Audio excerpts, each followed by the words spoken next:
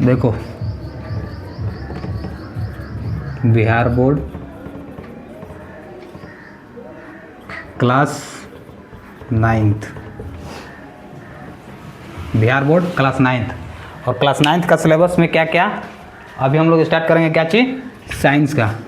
कौन सा portion start करेंगे, साइंस। और जब साइंस ख़त्म होगा पूरी तरह से, उसके बाद क्या होगा यहाँ पर, सोशल साइंस। सोशल साइंस, तो पहले साइंस का समझ लेते हैं कि साइंस में हम लोग पढ़ेंगे क्या है। ठीक, साइंस में जैसे मैंने कल बताया था कि साइंस में हम लोग क्या पढ़ेंगे, एनसीईआरटी।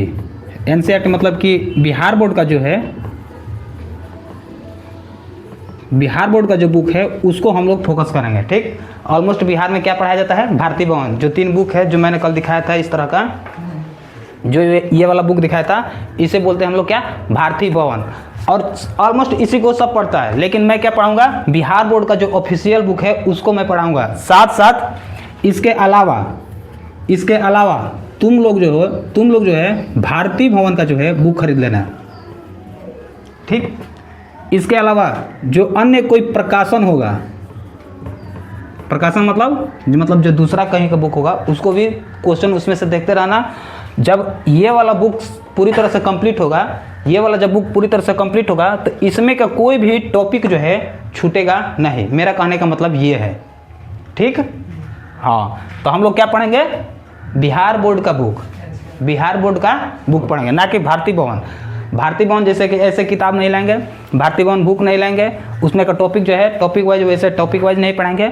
जो एनसीईआरटी में टॉपिक है, जो बिहार बोर्ड के साइंस में टॉपिक है, उसको क्लियर करेंगे। ठीक, अब इन सब में क्या क्या पढ़ना है साइंस में, इधर देखो। अब साइंस की अगर बात करते हैं तो साइंस में 3 चीज़ पढ़ना होता है। कौन सा, फिजिक्स, बायोलॉजी, और तीसरा क्या है, केमिस्ट्री। जो कि तीनों पर जो है थोड़ा थोड़ा बताए हैं कल का, कि फिजिक्स में क्या होगा, बायोलॉजी में क्या होता है, और केमिस्ट्री में क्या होता है, उसकी एक्टिविटी मेरे जीवन में क्या काम आता है। जैसे मैंने कल पूछा था कि फिजिक्स में तुम लोग का कौन सा टॉपिक याद है, तो तुमने बताया था कि प्रकाश का परिवर्तन, रिफ्लेक्शन ऑफ लाइट, और तुम बल और दाब। तो मैंने इस पर पूछा था कि जब प्रकाश का परिवर्तन पढ़े हो, सर से पढ़े हो, सर बताए होंगे प्रकाश का परिवर्तन, तो यहाँ पर जो प्रकाश का परिवर्तन बताया जाएगा, लिखवाया जाएगा, प्रॉपर बताया जाएगा, और उसका क्या दैनिक जीवन में उपयोग है उसको भी बताया जाएगा। तभी तो मतलब कि वो जो फिजिक्स का टॉपिक है हमारे जीवन में काम आएगा, नहीं तो इस तरह से कुछ फ़ायदा नहीं होगा। समझ में आया क्या मैंने बोला? तो फिजिक्स, बायोलॉजी और केमिस्ट्री, फिजिक्स, बायोलॉजी और केमिस्ट्री। अब फिजिक्स में क्या क्या पढ़ेंगे, बायोलॉजी में क्या क्या पढ़ेंगे, और केमिस्ट्री में क्या क्या पढ़ेंगे, इसको बारीकी से हम लिख दे रहे हैं। साइंस, सोशल साइंस और मैथ, 3 चीज़ जो है क्लास 9th में बोर्ड में टॉपिक हो जाता है इम्पोर्टेंट। क्यों? इसलिए हो जाता है कि 10th के बाद या 9th के बाद, बोर्ड के बाद जितने भी एग्ज़ाम का फॉर्म भरा जाता है, लगभग उसमें यही सब ऑलमोस्ट पूछता है, साइंस, सोशल साइंस और मैथ। लेकिन हमारे यहाँ जो है इंग्लिश का मान्यता नहीं है बिहार बोर्ड में। ठीक, सही बोला मैंने, इंग्लिश का मान्यता नहीं है। इसका मतलब ये नहीं कि इंग्लिश को तुम लोग साफ इग्नोर कर दोगे। क्लास 9th में, तुम्हारे फ़ायदे के लिए बता रहे हैं, क्लास 9th में जो भी सिलेबस है उसको अच्छे तरह से पढ़ना। और साथ साथ जब 10th में जाओगे, मतलब बोर्ड में जाओगे, 10th में जाओगे तो उस टाइम जो है फोकस रहना कि कोई भी टॉपिक जो है छूटे नहीं।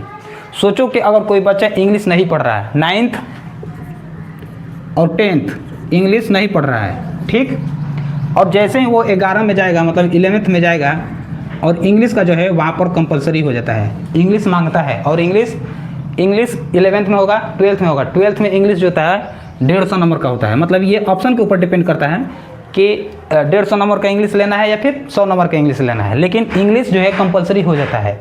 तो सोचो कि जो लड़का 9th 10th इंग्लिश पढ़ा भी नहीं है और डायरेक्ट 11th में जाएगा तो उसके लिए टफ होगा कि नहीं। कंपेयर करेंगे जो 9-10 से पढ़ कर गया है। मैंने बोला कि एक लड़का 9-10 में इंग्लिश पढ़ रहा है, ठीक, और एक लड़का जो है 9 क्लास में 10 क्लास में इंग्लिश बिल्कुल नहीं पढ़ा है, उसको इंग्लिश का बुक भी पढ़ना नहीं आता है, और दोनों साथ में तो 11th में जाएगा कि नहीं जाएगा? जाएगा। लेकिन जब जो बच्चा इंग्लिश पढ़ते हुए 11th में जाएगा तो उसके लिए इंग्लिश जो है थोड़ा ईजी लगेगा होगा, और जो नहीं पढ़ कर जाएगा उसके लिए हार्ड। तो कहने का मतलब ये है कि इसको भूल के भी इग्नोर करने की कोशिश मत करना। अगर थोड़ा सा भी इसमें इग्नोर करने वाली बात करोगे तो समझो कि तुम लोग का इंग्लिश जो है गोल हो जाएगा। चलो इसको कॉपी कलम निकालो और लिखो। साइंस में 3 चीज़ है, क्या?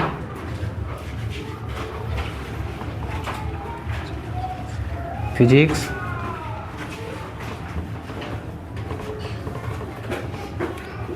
केमिस्ट्री,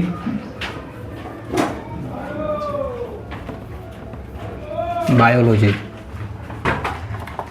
इसीलिए देखो तुम लोग के लिए टीवी लगाए हैं कि जो भी डाउट होगा, जो समझ में नहीं आएगा, वहाँ पर चित्र लगाएंगे, उसके बाद तुमको अच्छे से प्रॉपर तरीके से बताएंगे। समझ में है ना? इसमें दिक्कत कहीं से नहीं होगा। अगर सोचो कि मैंने कोई टॉपिक लिखवा दी, ठीक, टॉपिक लिखवा दी, उसके बाद समझ में नहीं, सब जैसे मैं बायोलॉजी पढ़ा रहा हूँ और बायोलॉजी में मैंने क्या पढ़ा है?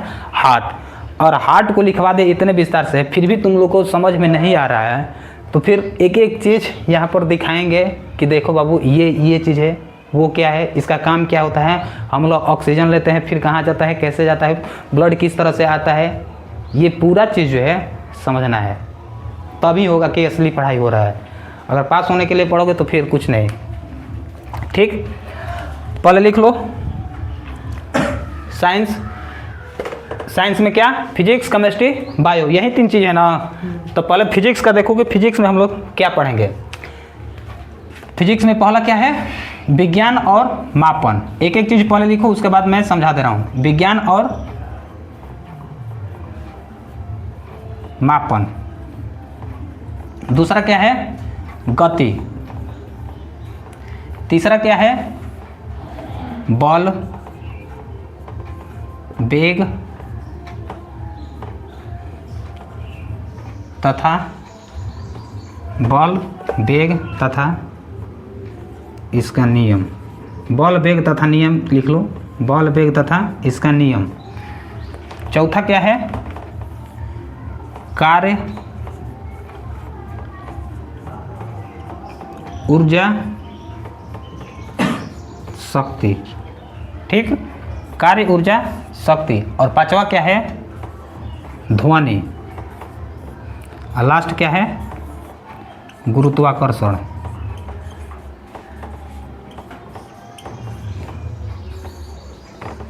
लास्ट क्या है? गुरुत्वाकर्षण। समझ में आ रहा है क्या क्या लिखा है मैंने? समझ में आ रहा है? क्या हो गया नीतीश? बल, वेग तथा इसका नियम। बल, वेग तथा नियम, लो लिख लो। बल, वेग तथा इसका नियम। पहले इसको लिखो, उसके बाद थोड़ा इसमें बताएंगे कि ये क्या क्या चीज़ है, उसके बाद फिर केमिस्ट्री का लिखवाएंगे, उसके बाद फिर बायोलॉजी का लिखवाएंगे।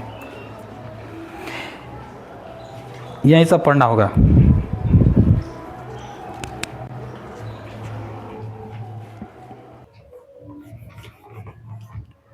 केमिस्ट्री में देखो क्या पढ़ेंगे हम लोग। 1 नंबर हमारे परिवेश के पदार्थ। मतलब कि ये जो टॉपिक है क्या है? पदार्थ। क्या है? पदार्थ। पहला जो टॉपिक है क्या है? पदार्थ। दूसरा, पदार्थ का वर्गीकरण। पदार्थ का वर्गीकरण। तीसरा जो है परमाणु, अणु और आयन। आयन का टॉपिक है कि नहीं? आयन, परमाणु, अणु और आयन है। परमाणु, अणु, आयन। चौथा क्या है? जो चौथा टॉपिक है परमाणु की संरचना। परमाणु की संरचना। और पांचवा क्या है? 1 2 3 4 5, पांचवा क्या है? प्राकृतिक संसाधन।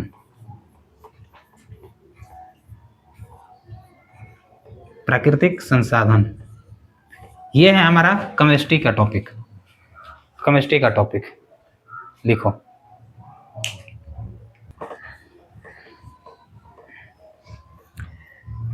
बायोलॉजी में देखो पहला क्या है, देखो पहला जो है नीचे लिख दिए हैं कोशिका। क्या है? कोशिका। जीवन की आधारभूत इकाई।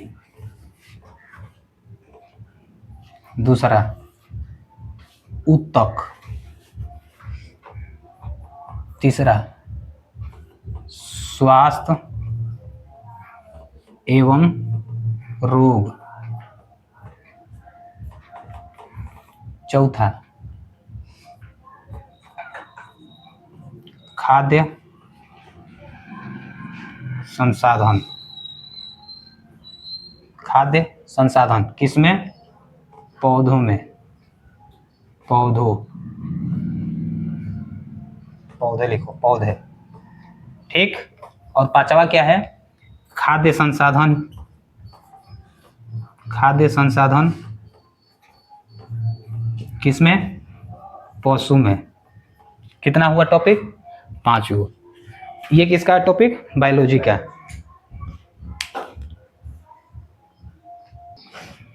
हो गया नीतीश? चलो, साइंस हम लोग समझ लिए कि क्या क्या पढ़ना है, किस तरह से पढ़ना है। इसके अलावा भी अदर टॉपिक है, इसको लिख लो, कहीं लिख लो,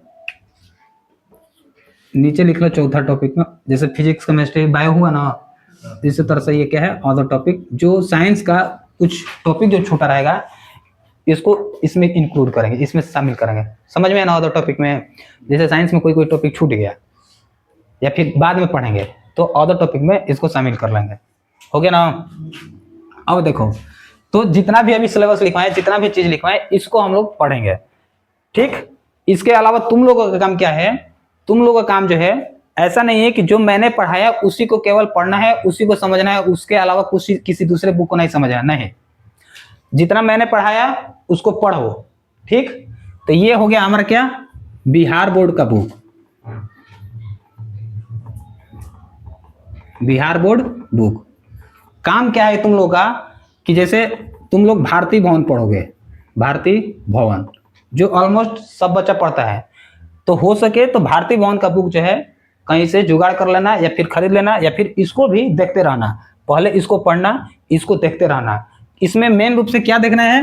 क्वेश्चन की QUESTION क्या देखना है? क्वेश्चन। टॉपिक का टेंशन मत लो, जितना सारा टॉपिक इसमें है ये सारा चीज मैं इसमें कवर करवा दूंगा। जब इसमें सपोज मान लो कि मैंने कोई चैप्टर कंप्लीट किया, जैसे बॉल पढ़ाना शुरू किया, ठीक, तो जब इस बुक से बॉल पढ़ाएंगे ना, तो इस टॉपिक, ये जो भारतीय भवन का बुक है, इसमें का जितना भी टॉपिक है इस पर क्लियर हो जाएगा। दूसरा कोई पूछने की जरूरत नहीं है कि सर यहाँ पर एक टॉपिक छूट गया है। समझ में ना क्या बोला मैंने?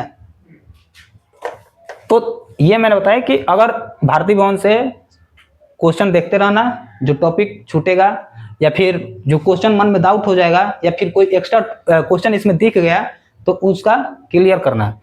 ठीक है, तो ये तुम लोग काम है। इसके अलावा कोई प्रकाशन भी हो, कोई अदर बुक हो, या फिर तीसरा किसी लड़के का नोट्स, और मान लो कि तुम लोग 9th में हो और किसी लड़के को नोट्स देख लिया और उस नोट्स में तुम्हारे नोट्स में अंतर आ गया, तो फिर वहां पर भी पूछ लेना। समझ में? हाँ, ये नहीं कि पूछना नहीं है, शर्माना है या फिर हम डांट देंगे, ऐसा कुछ भी नहीं है। जो दिल में आए, जो मन करे सो पूछो, लेकिन इन सब से रिलेटेड होना चाहिए, फालतू वाला नहीं।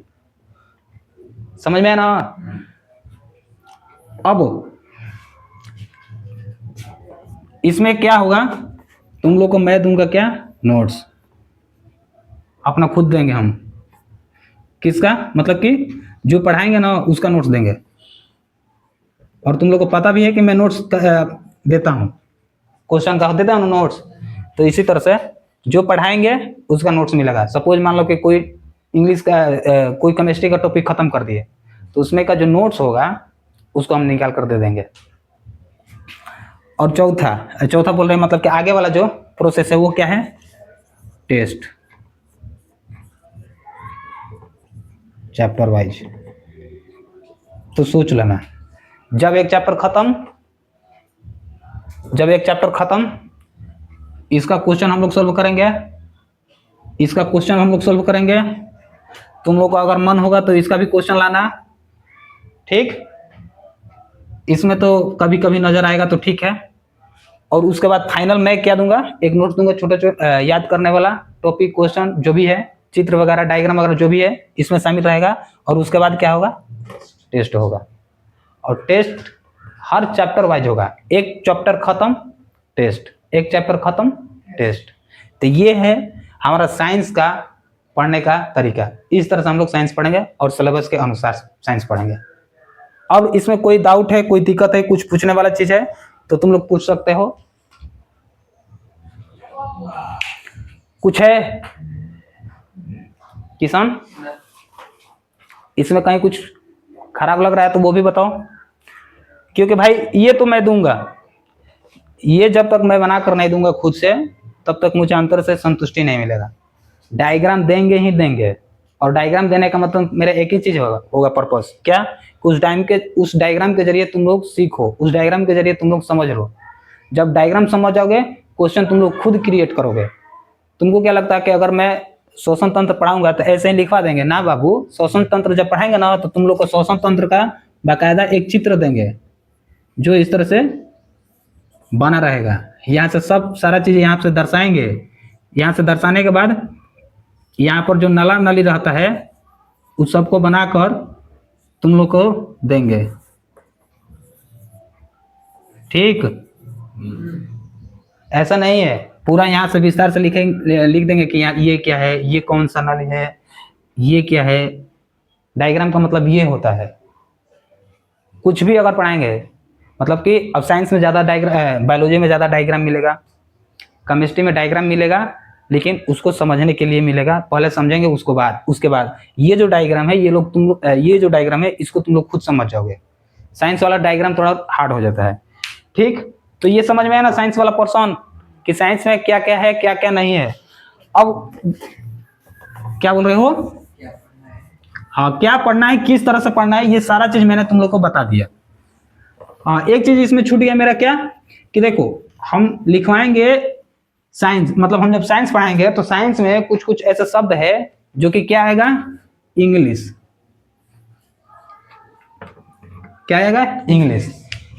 तो कोशिश करना कि हिंदी मीडियम से हो तो हिंदी मीडियम के अलावा इंग्लिश का भी ध्यान रखना, हिंदी मीडियम के साथ साथ इंग्लिश। समझ में ना, पूरी तरह से डिपेंड मत हो जाना कि हिंदी मीडियम है तो हिंदी मीडियम ही जानेंगे। कुछ कुछ इंग्लिश मीडियम के शब्द बोल दिए, कुछ इंग्लिश शब्द लिखवा दिए तो उसको समझ लेना, क्योंकि साइंस में इंग्लिश का बहुत ज़्यादा स्कोप है। हर जगह देखना, हर जगह साइंस तुमको देखने को मिलेगा। हालांकि तुम लोग फिजिक्स में तो कुछ हिंदी मिलेगा, फिजिक्स में अगर तुम बायो पढ़ना शुरू करना, बायोलॉजी पढ़ना शुरू करना, जब बायोलॉजी पढ़ना शुरू करोगे ना तो तुम लोग बोलोगे कि हिंदी से अच्छा तो इंग्लिश है, तो इंग्लिश को पढ़ा जाए। समझ में आया? इससे कठिन क्या है, केमिस्ट्री।